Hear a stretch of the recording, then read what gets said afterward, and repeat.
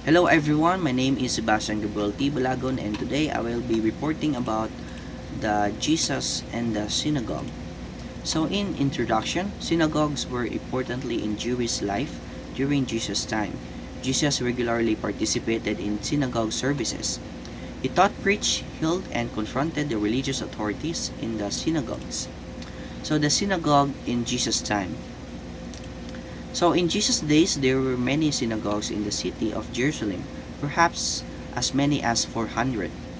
In Luke 4 verse 16, Jesus is described as entering into the synagogue as his costume was. Not only it is recorded that he went there, but he also taught, preached, healed, and expounded the scripture in the synagogue. The services of the synagogue played an important role in the ministry of Jesus.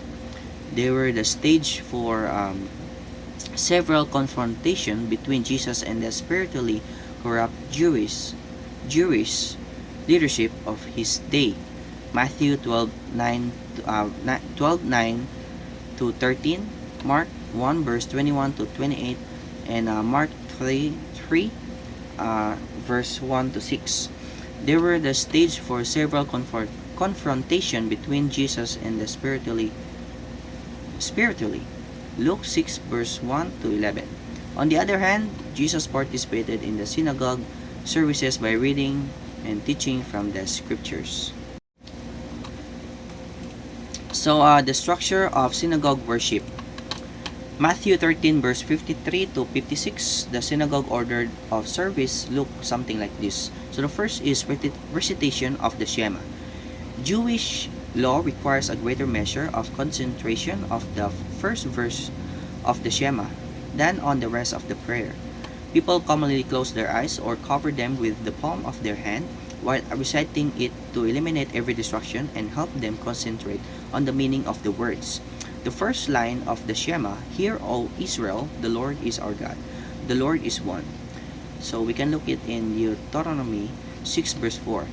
Is repeated throughout the prayer services. Jesus considered the Shema is the beginning exhortation of the first of his two greatest commandments. Jesus answered, "The most important one says, People of Israel, you have only one Lord and God. You must love him with all your heart, soul, mind, and strength." Mark 12 verse 29 to 30. And then Jesus adds a verse from Leviticus 19 verse 18. The second most important commandment says, "Love others as much as you love yourself." No one commandment is more important than this. Mark 12 verse 31. So the second is the 18th benediction.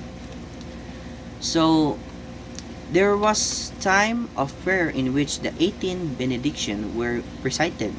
The 18 benediction are also called the Amidah, or the prayer that is said while standing facing toward Jerusalem, most of which is said silently. The Amidah is used during Sabbath services and holy days as well as in the daily services. So the next is reading from the law and prophets. Scriptures was read in section over 3 years.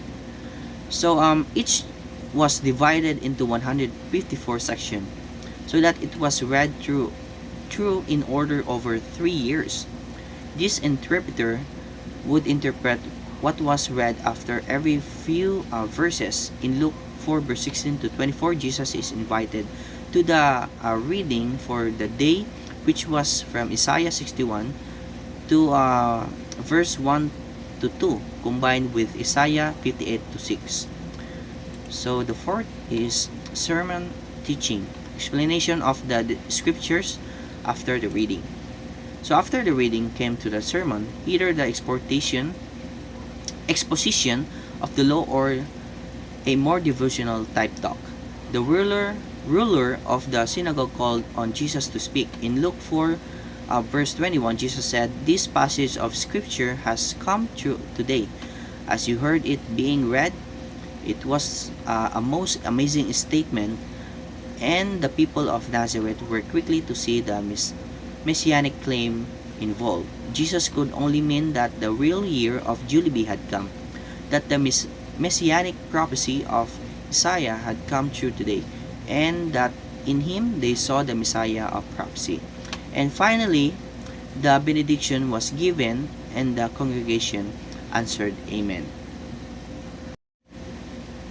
So in conclusion, the synagogue was central to Jesus' ministry. He used synagogue services as a platform for teaching, healing, and proclaiming his role as the Messiah. Jesus' teaching in the synagogue reshaped Jewish understanding of God's kingdom.